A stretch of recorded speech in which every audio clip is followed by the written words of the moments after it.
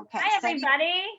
I'm thrilled to be here with you live on Facebook. I'm here today with Beth Albaneze and Dr. Alexis McKenzie. I am Andrea Wolf. I'm the CEO of the Brem Foundation to Defeat Breast Cancer. Beth Albaneze is a certified rehab and recreation therapist, and she's the owner of House Calls LLC, which is a team of specialists providing mental health services at home and online. Dr. Alexis McKenzie is a wellness master clinician at House Calls LLC, and we are thrilled to be here today for this Facebook Live coffee talk about the new normal. Hi, Beth. Hi, Alexis. Hello. I'd love to tell everybody a little bit more about you. Beth, my understanding is that you are a longtime supporter of ours and that you have been involved since our creation, which is longer than I've been involved. That's right. You have had your own personal challenge and welcomed the support of the Brem family, which I am also a part of and am grateful for.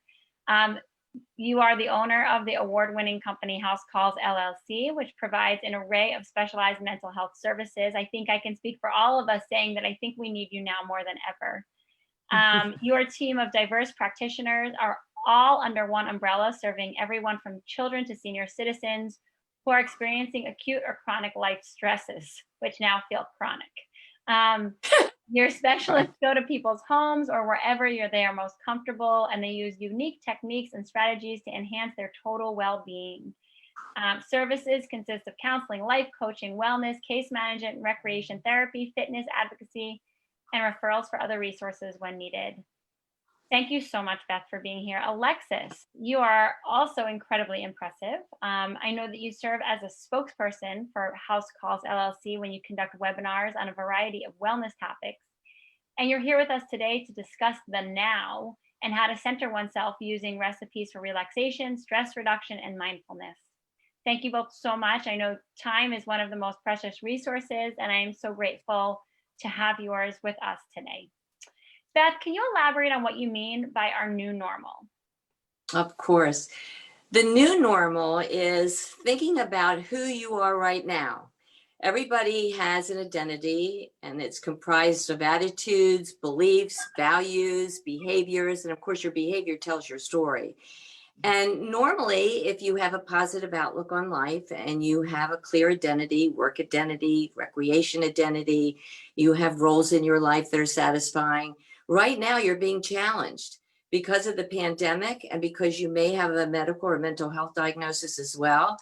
It is very uncertain. Life is uncertain for all of us, so we have to adapt. So the way to do that is to try to figure out how you're going to discover new skills by looking into your old identity and seeing how you can make adaptations that way. Thank you so much. What new insights and opportunities are you referring to when attempting to cope with challenges in your daily life? Well, this is a perfect segue for me to say that a couple years ago, I had my own challenges, and thanks to early prevention and your wonderful mother, I have to add, I was very, very lucky. But at that time, I thought to myself, oh my gosh, my business is everything. That is my work identity. What am I going to do? I almost tried to get my radiation to match my schedule, and they started laughing because really my health was most important. So then I thought, well, what am I going to do? How am I going to see clients? How am I going to maintain this schedule? And it turned out that I talked to the contractors and we decided that we would make more of a virtual opportunity for our clients to go online and to work online. So I did that. And then instead of going to the gym, I wound up finding all different kinds of ways to have a virtual trainer, taking walks. And what did that do?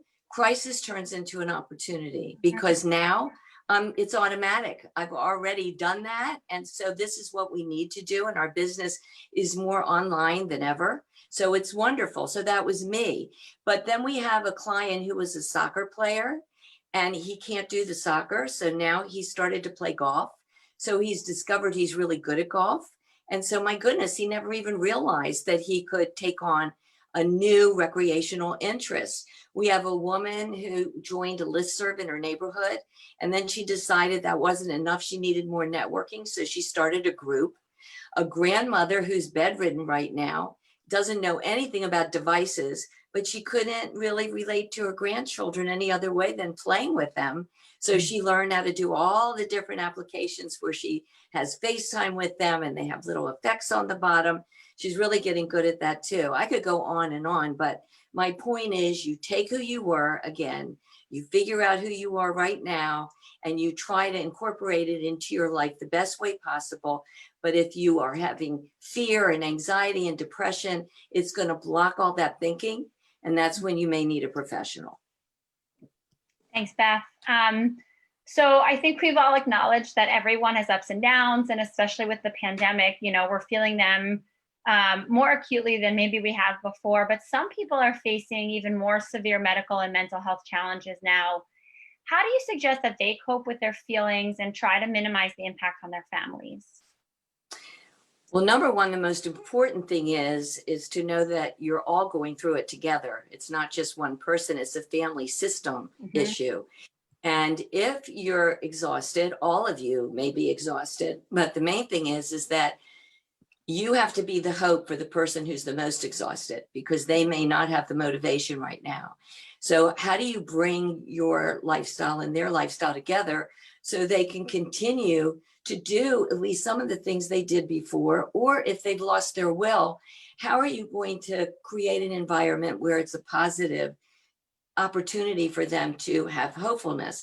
One idea we did with a family is first we came in and we advised them, and then we didn't want them to spend too much money on the resources professionally. So we decided we would help them create a legacy book. And I'm sure people have heard of legacy books, but they're very expensive.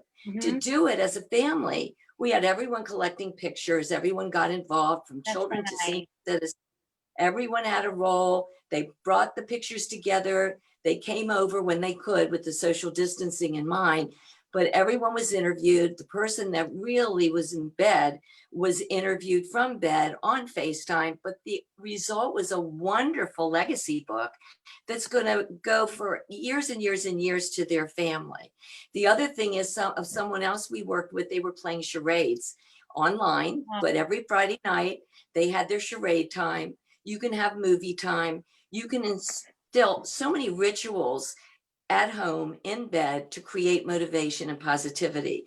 But if you don't have the motivation and you are the person suffering, you need to let people know so they can be your hopefulness. So true. Thank you so much. These are great ideas, but what if you don't, and you already addressed some of this, but I'd like to know more deeply. What if someone doesn't have the motivation, money, transportation, family support, or whatever it is they need to implement these ideas? What should they do? Well, a lot of times people don't realize that there's a lot of county resources out there. And there's two things to know. One, if you need to ask a professional for help, it doesn't have to be that expensive. I always tell people, just talk to us one time. And I guarantee you when you leave, you're going to have more opportunity to have scholarships, financial interventions, know how to advocate for yourself. So one thing is seek out a professional to help you. Find out where the county resources are. Find out where the volunteer drivers are. But also you yourself can self-advocate. Recreation departments will give scholarships. The Oasis for seniors will give scholarships. Knowing that you can play bridge online. You can start all kinds of things you were doing outside of your house. You can do them online, and that's free. You can ask neighbors to chip in, and you share the babysitting, so you can do what you need to do, but you all collectively get together.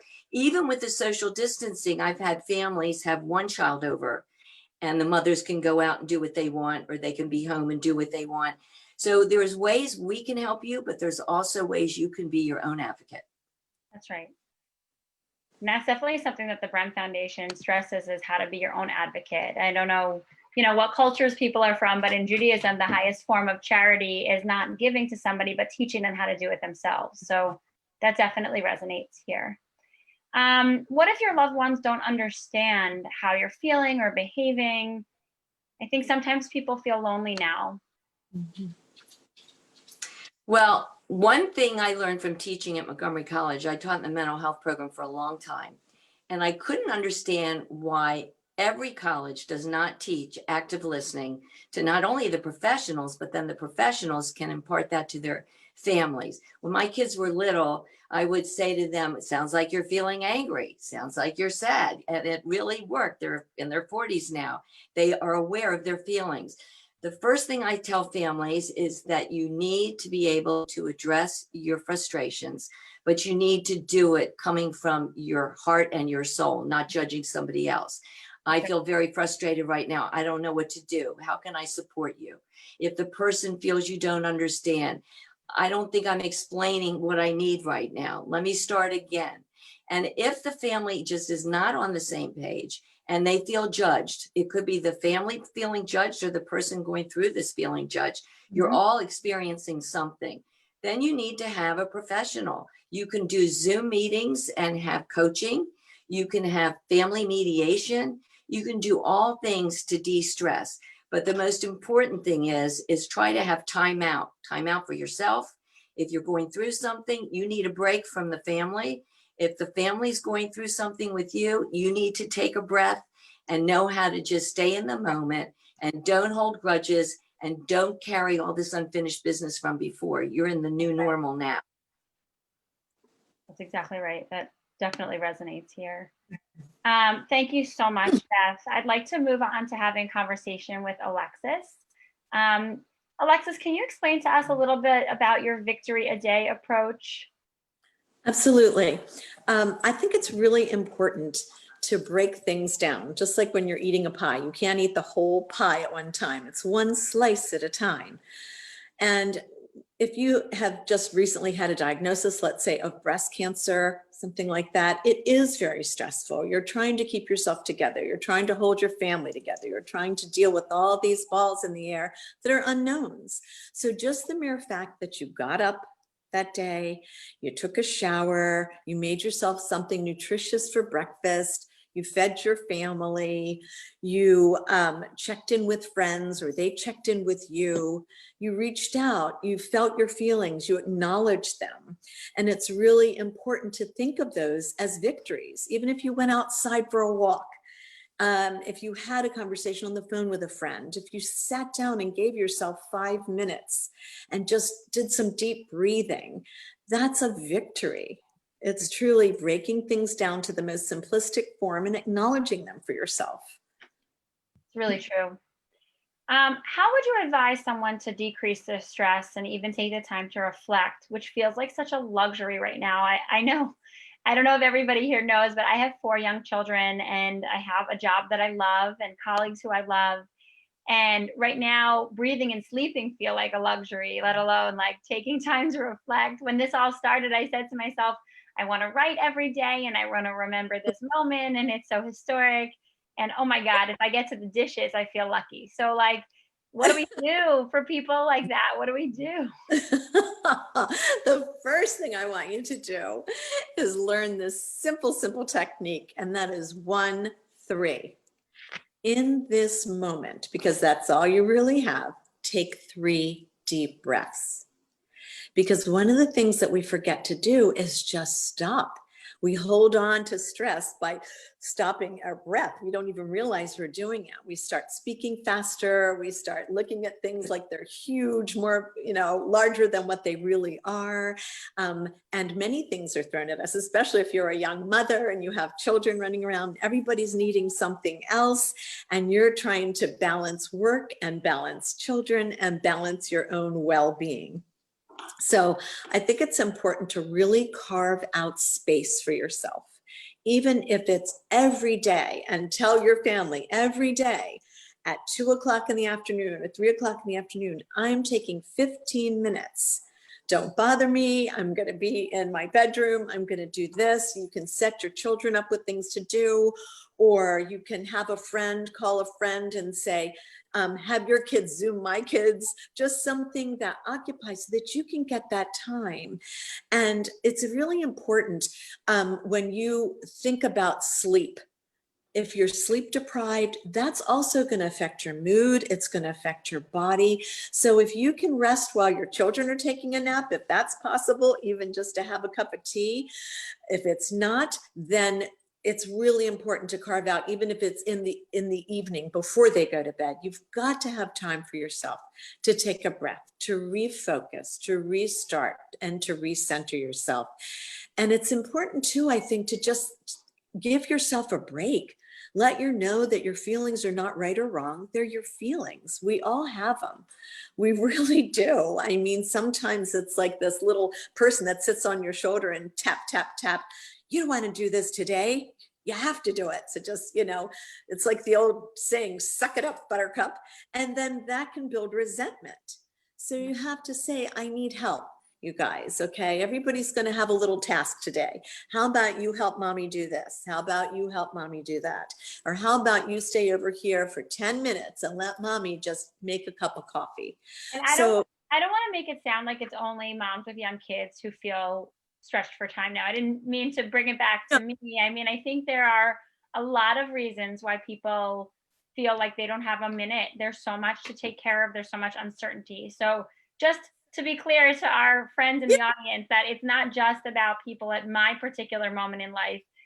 Everybody's moment right now feels challenging. absolutely. And there are sandwich generations. There are people taking care of an elder in their home. I mean, before I did what I'm doing now, I was an Alzheimer's and related dementia specialist. So which is even more stressful potentially, because if my kids get sick with COVID or something else, they'll be okay. When you have an elderly parent who's fragile and whose immune system is fragile, you have to be even more on guard. exactly. And that just creates another layer of stress. I mean, even meal preparations are difficult. People are suffering from anxiety right now, depression, situational depression. All of these things are just feeling like weights on our shoulders. One of the things, if you can get outside, I really encourage people to do that. It doesn't matter if it's 5 minutes, just open that door, go outside, let nature take your body over. Just feel the air, listen to the sounds. I mean, that in of itself, I mean, I have a wind chime outside on my porch that if I just go out there and sit and hear that and listen to the birds, I can't help but remember I need to breathe a little bit deeper and relax. True. I think you may have addressed this question pretty well already, Alexis, but how can one settle their mind so that anxiety, depression, fatigue, and fear does not become overwhelming? I do agree with you that going outside, even taking, the people who live with you outside too, because they're also stressed. I mean, the kids have stuff that is weighing on them, and elderly people, Lord knows, have an enormous amount weighing on them. And everyone kind of feels like what they have is so much, but the person standing next to them has a fair load to bear as well. So are there any suggestions that you haven't mentioned already I think, to do? oh, I'm sorry. I think it would be helpful if people create some rituals for themselves. Sure. I think that it's so easy to get overwhelmed and let things starting to pile up. And then you lose sight of, wait a minute, if Sure. every day when I get up, I just had an attitude of gratitude. Thank you for waking me up today. Mm-hmm. Start with that.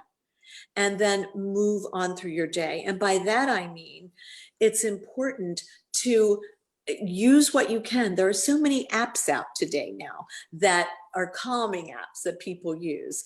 I mean, if you're an elder and you're not used to that kind of computer lingo or whatever, at the same time every day, share coffee with a friend over the phone. It's like, hi, Sylvia, let's have coffee today at 9 o'clock.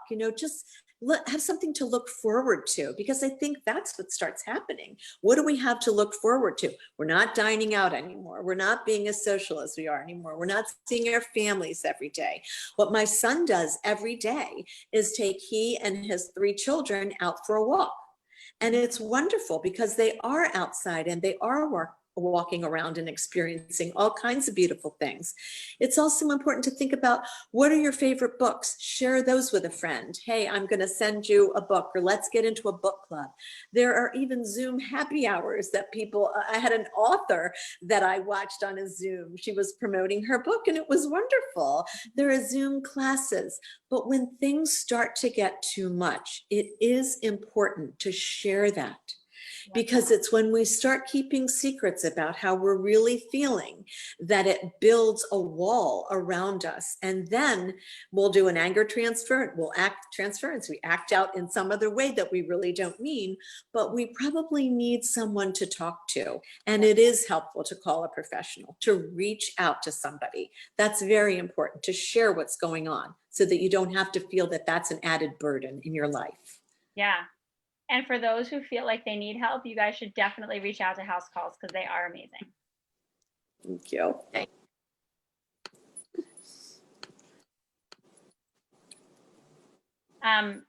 Is there anything else that you want to add before we wrap up today? I think, at least for me personally, this was incredibly helpful. I mean, everybody here, I think, knows that we are a breast cancer nonprofit and we do help people who are under stress. And so your wisdom today is obviously relevant to everyone in a pandemic, but particularly for the people we serve who either have or are worried about breast cancer. So I, for one, am very grateful.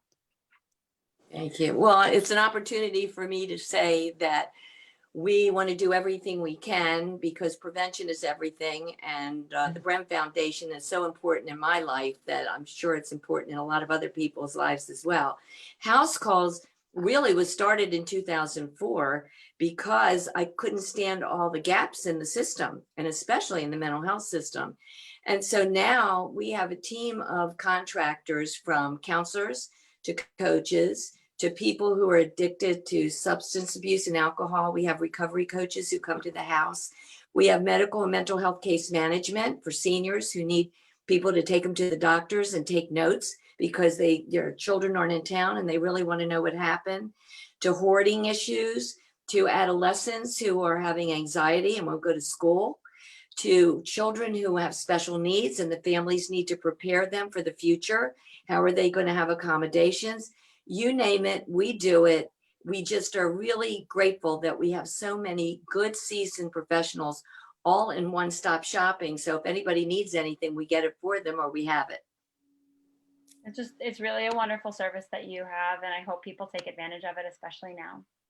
Thanks so much. I just wanted to share one last thing, and I found this beautiful, very short poem. We all are going through life changes as we age, and I'm happy to be here and to have met you all from the Brem Foundation. It's a wonderful organization, and especially with breast cancer, there are changes to our bodies, so this may be appropriate for you. A love note to my body.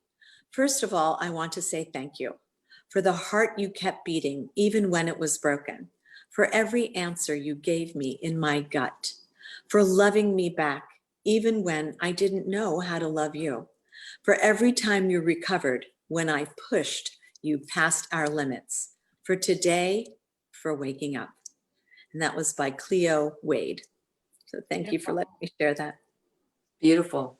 It's a great way for us to get through the rest of our day. I am so grateful for you and for your time and for your services.